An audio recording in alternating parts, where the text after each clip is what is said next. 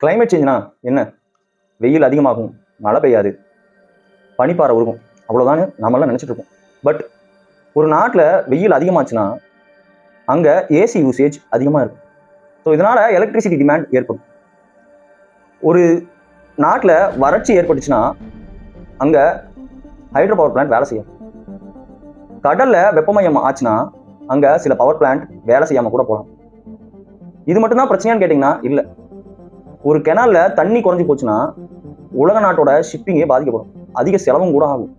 So இன்னைக்கு நம்ம இந்த வீடியோவில் எதை பற்றி பேச போகிறோம்னா, கிளைமேட் சேஞ்சுங்கிறது வெறும் சுற்றுச்சூழல் ரீதியான பிரச்சனையா இல்லை அது ஒரு எனர்ஜி கிரைசிஸா?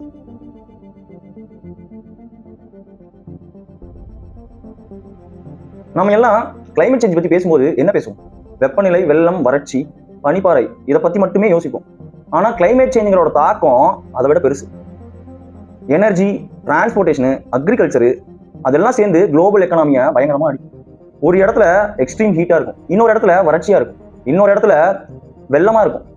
இது எல்லாம் தனித்தனி பிரச்சனையாக தான் தெரியும். பட் இதெல்லாம் ஒன்று சேர்த்து பார்த்தோமா அது உலக பொருளாதாரத்தை பயங்கரமாக பாதிக்கும். ஒரு சிட்டியில் ஹீட் அதிகமாக இருக்குன்னு வச்சுக்கோங்க. அந்த ஹீட் அதிகமாச்சுன்னா மக்கள் எல்லாம் ஏசியை அதிகமாக யூஸ் பண்ணுவாங்க. அங்கே மட்டுமான்னு கேட்டால் இல்லை. ஷாப்பிங் காம்ப்ளெக்ஸ்ல இருந்து, ஆஃபீஸ்ல இருந்து எல்லா இடத்துலையும் அந்த ஏசி யூசேஜ்ங்கிறது அதிகமாக தான் இருக்கும். ஸோ இதுல இருந்து என்ன சொல்ல வரேன்னா, டெம்பரேச்சர் அதிகமாச்சுன்னா ஏசி யூசேஜ் அதிகமாக தான் இருக்கும். ஏசி யூசேஜ் அதிகமாக இருந்துச்சுன்னா எலக்ட்ரிசிட்டி டிமாண்ட் ஏற்படும். ஸோ இது மட்டும்தான் பிரச்சனையான்னு கேட்டிங்கன்னா இல்லை.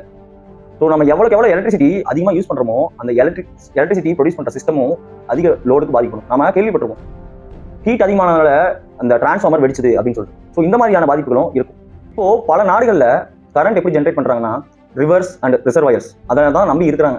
ஸோ இப்போ ஒரு அந்த நாட்டில் வறட்சி ஏற்பட்டுச்சுன்னா, பல ஆண்டு காலமாக அங்கே நீர் பற்றாக்குறை இருந்துச்சுன்னா அந்த ஹைட்ரோ பவர் பிளான்ட்டுக்கு வேலை இருக்காது. ஸோ ஏற்கனவே நம்ம யூஸ் பண்ணிட்டு இருந்த எலக்ட்ரிசிட்டி சோர்ஸை நம்ம இன்னும் அதிகமாக ஜென்ரேட் பண்ணுறதுக்கு அதை வேலை செய்ய வைப்போம். ஸோ இது ஒரு ப்ரெஷரை கொடுக்கும். என்ன சொல்ல வரேன்னா, வாட்டர் குறைஞ்சுன்னா ஹைட்ரோ பவர் பிளான்ட்டுக்கு வேலை இருக்காது, நாம ஆல்டர்னேட் சோர்ஸ் தான் தேடி போய் ஆகும். 2026 இந்த கிளைமேட் சேஞ்சினால யூரோப் அண்ட் இந்தியா ரெண்டுமே மிகப்பெரிய பாதிப்பை சந்திக்கும்னு சொல்லிட்டு ஒரு அறிக்கையில சொல்லியிருக்காங்க.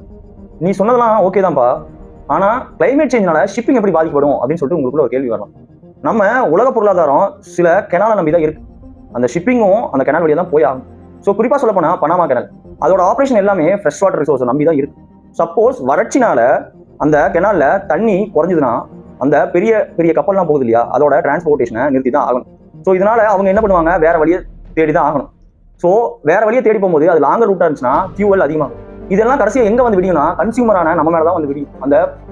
அந்த அதிக சார்ஜஸ் ஆகுதுல்ல, அதெல்லாம் மறைமுகமா நம்ம மேலதான் வந்து விடும். கடல்ல வெப்பம் அதிகமாச்சுன்னா பவர் பிளான்ட்ஸ் பாதிக்கும் அப்படின்னு சொன்னீங்க அப்படின்னு சொல்லிட்டு கேட்பீங்க. இது நிறைய பேருக்கு தெரியாத விஷயம் தான். அது என்னன்னா, கடல் வெப்பம் அதிகமாச்சுன்னா சில நியூக்ளியர் அண்ட் தெர்மல் பவர் பிளான்ட்ஸ்க்கு அதுதான் கடல் இருக்கிற வாட்டர் தான் கூலிங்காக யூஸ் பண்றாங்க. ஸோ இப்போ அந்த வெப்பம் அதிகமாச்சுன்னா அந்த பிளான்ட்ஸ்ல சில ரெஸ்ட்ரிக்ஷன்ஸ் கொண்டு வருவாங்க. ஸோ இதனால மெரைன் லைஃப் மட்டும் பாதிக்காது, எனர்ஜி கிரைசிஸும் ஏற்படும். இந்தியாவிலையும் எனர்ஜி டிமாண்ட் அதிகமாகிட்டு தான் வருது. சம்மர்ல நமக்கு கூலிங் டிமாண்ட் அதிகமாக இருக்கும். ஆனால் அதே நேரத்தில் வறட்சி ஏற்பட்டா ஹைட்ரோ பவர் பிளான்ட்ல ஜென்ரேட் ஆகிற கரண்ட் சோர்ஸ் கம்மியாக தான் இருக்கும். ஸோ இதனால ஒரே நேரத்தில் 2 ப்ரெஷரை இந்தியா ஹேண்டில் பண்ணி தான் ஆகணும். ஒன்று டிமாண்ட், இன்னொன்று வாட்டர் அவைலபிலிட்டி அன்சர்டனிட்டி. 2026 ரெயின்ஃபால் குறைஞ்சதுனால நம்ம ஹைட்ரோ பவர்ல எலக்ட்ரிசிட்டி ஜென்ரேஷன் குறைஞ்சிருக்கு அப்படின்னு சொல்லிட்டு கிரைசில் அப்படிங்கிற நிறுவனம் ஒரு அறிக்கையை கொடுத்துருக்கு. கிளைமேட் சேஞ்ச் ஏற்பட்டுச்சுன்னா எப்படி ஃபுட்டோட விலை ஏறும்னு சொல்லி கேட்பீங்க. கிளைமேட் சேஞ்ச் ஒரு இடத்துல ஏற்பட்டுச்சுன்னா எனர்ஜி எப்படி நமக்கு ப்ரொடியூஸ் பண்ண முடியாத நிலைமை வரும் அப்படின்னு சொல்லி சொன்னேன். அது மட்டும் இல்லாமல் டிரான்ஸ்போர்ட்டேஷனும் எப்படி பாதிக்கப்படும் சொல்லி சொன்னேன். அது பாதிக்கப்பட்டாலே ஃபுட்டோட விலை ஆட்டோமேட்டிக்காக பாதிக்கப்படும். ஸோ ஒரு எக்ஸாம்பிள் சொல்ல போனா, ஒரு இடத்துல வறட்சி ஏற்பட்டுச்சுன்னா அக்ரிகல்ச்சர் அடிவாங்கும்.